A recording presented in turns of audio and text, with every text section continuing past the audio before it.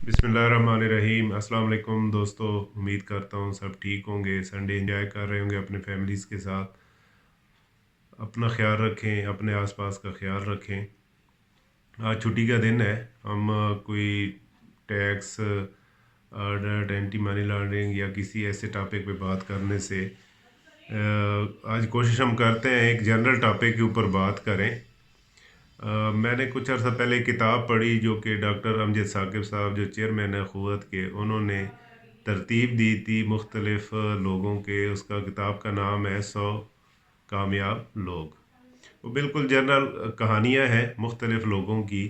अमजद साकिब साहब CSP officer थे, फिर उन्होंने उस जॉब छोड़ी, इंस्पायर हुए, उन्होंने सोशल वर्क शुरू किया, अखुवत नाम से एक ऑर्गेनाइजेशन बनाई और उसमें लोगों की हेल्प कर रहे हैं।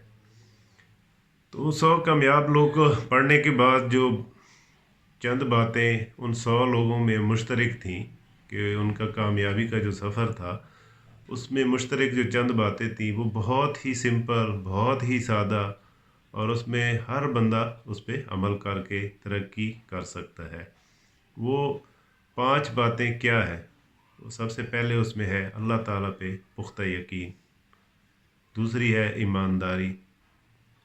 तीसरी बात है हिजरत, कि आप अपने इलाके को, अपने घर बार को छोड़ते हैं और तरक्की के सफ़र के लिए किसी दूसरी जगह जाते हैं।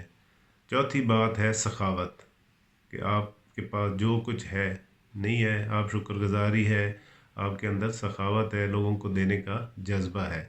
और पांचवी बात है कि आपके जो ख्वाब हैं वो बड़े हैं। आप सोते हुए ख्वाब नहीं देखते, बल्कि आपके जो ख्वाब हैं वो आपको सोने नहीं देते और आपको कुछ कर गुजरने के लिए हर वक्त तड़पाते हैं कि आगे बढ़ें, आगे बढ़ें और आगे बढ़ें। तो जब आपके पुख्ता यकीन होगा अल्लाह पे, तो डे वन पे ये ज़रूरी नहीं है कि आपके पास बहुत बड़ी अमाउंट हो, बहुत वसाइल हों तो फिर आप तरक्की कर सकते हैं। आपके पास जो कुछ भी है, ये जो 100 लोग हैं जिनकी कहानियाँ हैं, जो इस वक्त पाकिस्तान के तकरीबन 70-80% कारोबार के, तिजारत के मालिक हैं, तो उनके जो शुरुआत थी वो सिफ़र से थी। उनके पास कुछ नहीं था, इवन उनके पास न खाने को कुछ था, और उन्होंने मीलों पैदल सफ़र करके किसी न किसी मंजिल पे गए और वहाँ से शुरू किया। कोई जो है कुली का काम से शुरू किया, किसी ने मज़दूरी की, किसी ने कहीं से शुरू किया, लेकिन उनका यकीन पुख्ता था, उनके अंदर ईमानदारी का जज्बा था, उनके ख्वाब बड़े थे। उन्होंने अपने माँ बाप, बहन भाइयों को, अपने इलाके को छोड़ा और इस तरह तरक्की का सफ़र शुरू किया। और वहाँ से चलते चलते जिनके पास एक जोड़ा कपड़ों के अलावा कुछ नहीं था, बाद में वही लोग अरबों के मालिक हो गए, इंडस्ट्रियलिस्ट हो गए और अपना नाम भी कमाया, और बाद में जब पाकिस्तान बना तो पाकिस्तान का नाम रोशन किया। तो सिर्फ़ और सिर्फ इसमें अब जो कंक्लूसिव है वो ये है कि हमारा यकीन अल्लाह ताला पे पुख्ता हो, ब्लाइंड फेथ हो, कि जो कुछ भी होना है अल्लाह की तरफ से है। हमारा काम है कि हम अपनी ईमानदारी के साथ अपने सफ़र का आगाज़ करें और अपने जो भी महदूद हमारे पास ज़राए हैं उनसे शुरू करें अल्लाह के नाम से, और इसको बढ़ाते जाएं, और एक न एक दिन आप ज़रूर उसमें कामयाब होंगे। और दूसरा है कि हम हर वक्त महंगाई महंगाई का रोना रोते हैं, तो महंगाई का रोने से तो कोई फ़ायदा नहीं होना। हमें अपनी जो वसाइल हैं, हमारी अपनी जो आमदन है, उसको बढ़ाने के ऊपर अगर हम फोकस करें तो हम उसको बढ़ा देंगे तो हमें महंगाई महसूस ही नहीं होगी। इस वक्त हमारा कल्चर क्या है कि अगर फैमिली में कोई एक बंदा कमा रहा है तो बाकी इंजॉय कर रहे हैं, उनको परवाह ही नहीं है। अगर घर में 4 फ़र्द हैं तो चारों, अगर जो भी जिसकी कैपेसिटी है, कैपेबिलिटी है, वो उतनी कोशिश करे, वो थोड़ा थोड़ा करके अगर मिल के करेंगे तो ना महंगाई महसूस होगी, आपकी इनकम स्ट्रीम बढ़ेगी, आपके रिस्क में बरकत होगी और सब की कंट्रीब्यूशन होगी। तो किसी किस्म का कोई इशू नहीं होगा, ना ही किसी एक बंदे के ऊपर बर्डन होगा।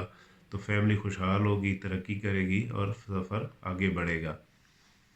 और दूसरा है कि इस वक्त जो मुल्क की हालात हैं वो काफ़ी संगीन हो चुके हुए हैं।